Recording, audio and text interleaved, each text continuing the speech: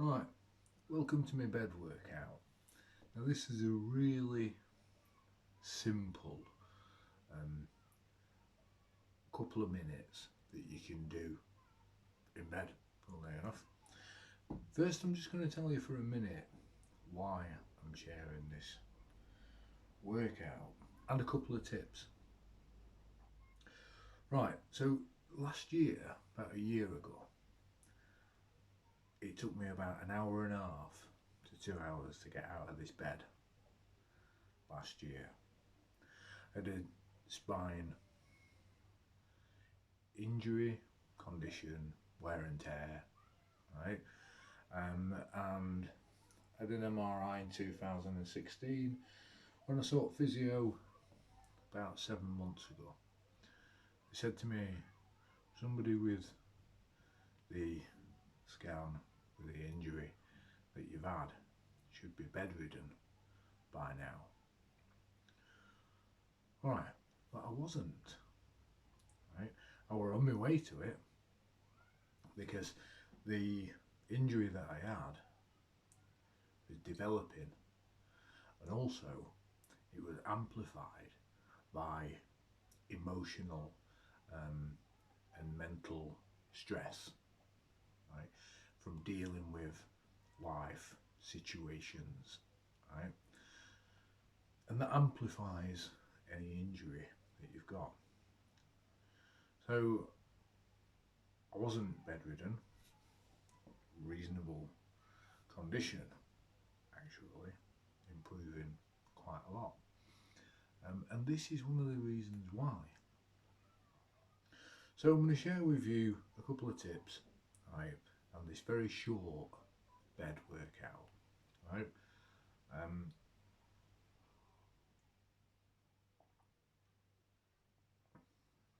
One of the things, right, I put a little board at the bottom. We always have the headboards and the head thing at the top. When you realise that for the mental and emotional dealing with that stress, I've got other videos. Watch some of them. Right. Now we get this a bit upside down, back to front in this world. But if you have any sort of like tightness in your muscles, any injury in your body, do this, right? Lay down with your feet flat on a board. If you ain't got a board at the bottom, put a board at the bottom. Don't lay with your head at the top. Lay wherever you need to keep your feet flat on that board. Alright? So, there we go. When you point your toes, it makes a difference to your internal workings. Right. So lay flat, like that. You only want a small pillar as well underneath the bridge of your neck. Right.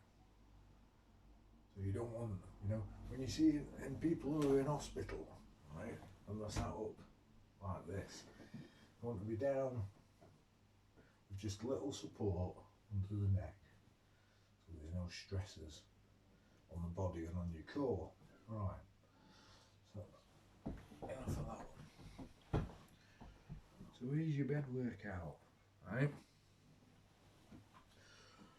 Another tip, don't cross your legs unless, when you sit with your legs crossed, don't cross your legs unless you're advanced enough in yoga, right, and other techniques to get your feet above your legs, right. You don't want your toes touching your calves, right, and you can't help it if you cross your legs unless you're advanced in yoga and you can do a particular over and over position. Alright, so there you go. Right. All these kids, stop kids sitting on mats in primary schools crossing the legs. You don't want that. Right. So on your knees, right, and then what you want to do on your forearms,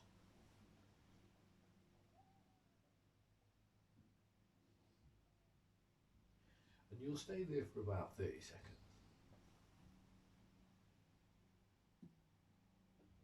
After 30 seconds, what you're going to do is point your head to the left top corner, right? And extend the opposite leg.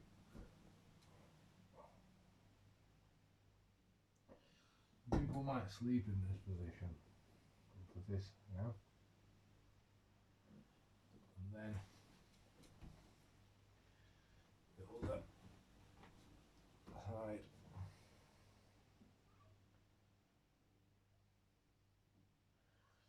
So you do that for about 30 seconds to a minute. And then come back. Don't touch your toes.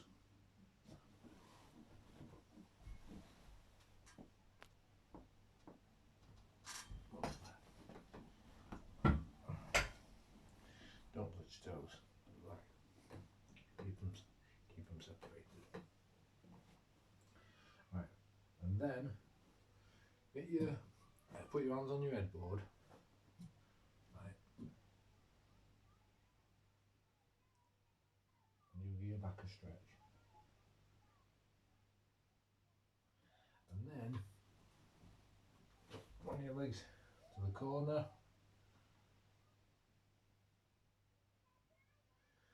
That's it. And then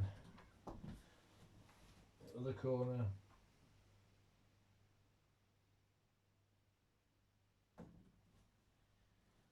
And then you do about 3 or 4 sort of pelvic thrusts.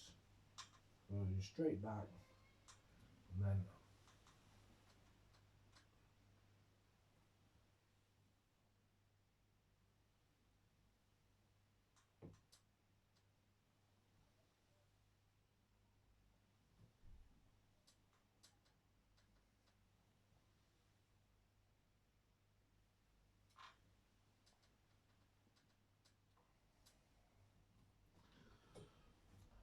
that's it. Right. Now the important thing to remember when you're doing any of these exercises is you're not doing them to break yourself. You don't exercise to break. I was really quite thin last year, and I've put on a fair amount of muscle and increased my strength a lot. Now I haven't done that by breaking myself. I've done it by making improvements to the way that I work smart, and keep adding one onto something. Add one onto a number and it's going to be a bigger number, isn't it?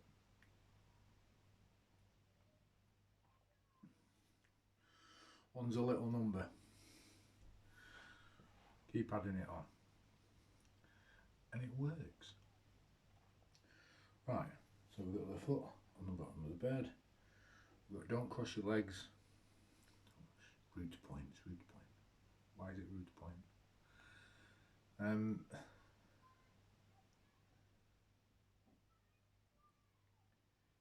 Do what you feel comfortable with, and then one more. Add one, and then add another one. Also, very important, spend time on your own. Don't succumb to the pressure and expectations of others. If you spreading yourself too thin, you are going to break easier. Pastry. So there you go. That bed workout is really good, right? It'll keep your muscles stretched and conditioned. If you're in pain, right, do that what I've just done, and you will feel the pain dissipate. After a year, I felt my leg sort of starting out paining me, my leg, hip, back. Right, like I say, it took me about an hour and a half to get out of bed, and the legs starting back. And I found that this exercise I was just showing you works really well. When the leg starts hurting, I just do that. It takes me a couple of minutes. A couple of minutes with my feet flat, a couple of minutes doing that bed exercise, and the pain's gone. So try that. There's also, for people who are in hospital and who can't move very much, right? If you're laid in bed, work the areas that you can work a little bit. So for instance, right, if you're in bed, right, just rotate your leg just a little bit, right, move your arms, just tense your arms a little bit, right, feel your core, right, just feel it, don't even push yourself that much. But what you'll find is, if you've got a particular area of your body that's injured, rest alone won't improve the situation. It might slow it down, but it won't improve it. If you want to improve your condition, you have to keep your energy and use it well. Use it smart. Okay, so there's plenty. I'm not going to make this too much of a lengthy video. So do that bed workout. If you're in pain, do it. Right, because you'll do it once and then you'll walk around the house going, that feels better. Yeah, right. Because it does. Because I know what works. Watch some other videos. There's some very interesting topics